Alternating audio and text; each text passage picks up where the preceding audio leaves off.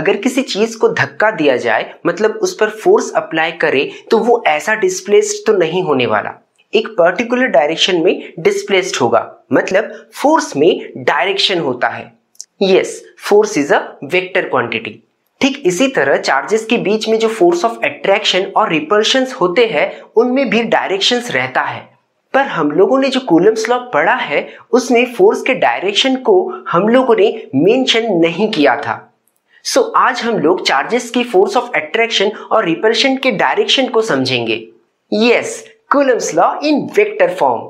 Numericals solve करने के लिए इस कंसेप्ट का क्लियर होना बहुत जरूरी है। So let's understand Coulomb's law in vector form.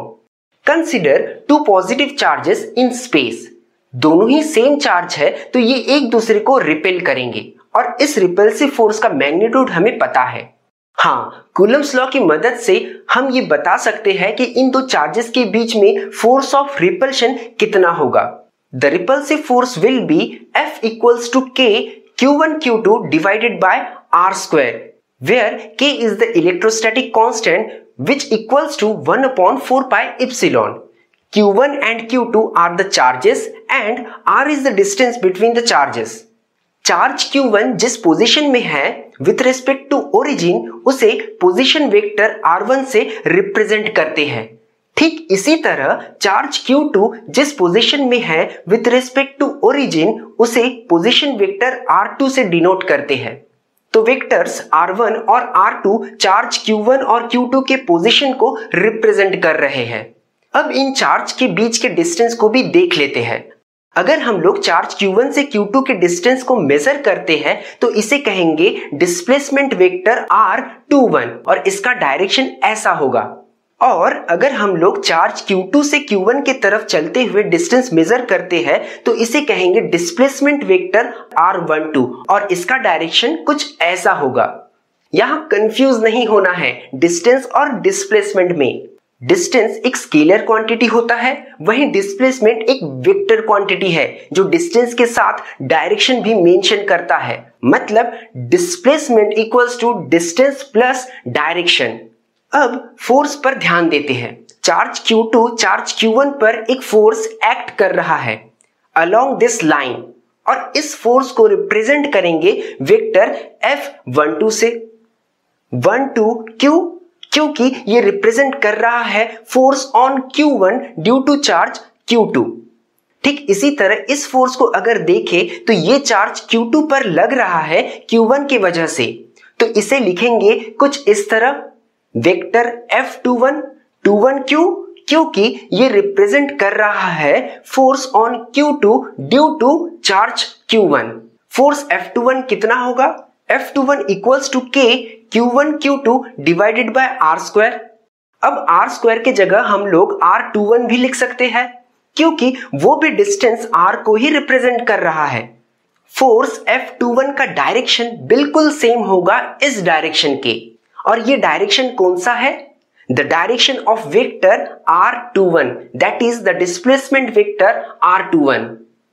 किसी भी स्केलर क्वांटिटी में अगर किसी डायरेक्शन के यूनिट वेक्टर को मल्टीप्लाई करते हैं तो वो स्केलर क्वांटिटी एक वेक्टर में कन्वर्ट हो जाता है और उस वेक्टर का direction along the unit vector होता है। जो कूलम्ब्स लॉ हम लोगों ने पढ़ा है उसमें हम लोगों ने डायरेक्शन मेंशन नहीं किया था। तो चलो अब कूलम्ब्स लॉ में फोर्स के डायरेक्शन को मेंशन करते हैं। R21 जिस डायरेक्शन में है उसी डायरेक्शन में F21 एक्ट हो रहा है। तो F21 इस स्केलर क्वांटिटी में यूनिट वेक्टर R21 को मल्टीप्लाई करेंगे तो F21 वेक्टर में कन्वर्ट हो जाएगा, साथ ही उसका डायरेक्शन भी अलोंग वेक्टर R21 हो जाएगा। तो हम लोगों ने स्केलर क्वांटिटी को वेक्टर फॉर्म में कन्वर्ट कर लिया है यूजिंग यूनिट वेक्टर R21। किसी वेक्टर का यूनिट वेक्टर निकालना बहुत आसान है। उस वेक्टर को उसके मैग्नीट्यूड से डिवाइड कर देने पर यूनिट वेक्टर निकलता है। इसी तरह वेक्टर फॉर्म में फोर्स F12 को ऐसा लिख सकते हैं, and this is Coulomb's law in vector form. थोड़ा इसमें और चेंज आप कर सकते हैं अगर आप चाहे तो। R21 की तरफ ध्यान दे तो इसे थोड़ा अलग तरीके से भी लिखा जा सकता है। वेक्टर R1 R21 और R2 से एक ट्रायंगल फॉर्म हो रहा है। इस ट्रायंगल के तीन साइड तीन वेक्टर से बने हैं। So as per vectors triangle law जो कहता है अगर कोई ट्रायंगल वेक्टर्स से बन रहा है और उस ट्रायंगल के दो साइड्स कंटिन्यूअस वेक्टर है तो थर्ड साइड उस ट्रायंगल के उन दो वेक्टर के रिजल्टेंट को शो करता है। तो हम लोग R12 और R21 को पोजीशन वेक्टर R1 और R2 के टर्म में रिप्रेजेंट कर सकते हैं। कैसे? चलो R21 को पोजीशन वेक्टर R1 और R2 के फॉर्म में लिखते हैं using vectors triangle law. R1 और R21 कंटिन्यूअस वेक्टर्स है तो ट्रायंगल का जो थर्ड वेक्टर है वो इन दोनों वेक्टर के रिजल्टेंट को शो करेगा as per vectors triangle law, that is R2। Therefore हम लोग ऐसा लिख सकते हैं vector R1 plus vector R21 equals to vector R2 which implies vector R21 equals to R2 minus R1। यही चीज अगर इक्वेशन में पुट करते हैं तो इक्वेशन ऐसा हो जाएगा F21 equals to K Q1 Q2 divided by R2 minus R1 square multiplied with unit vector R21। और यही है Coulomb's law in vector form.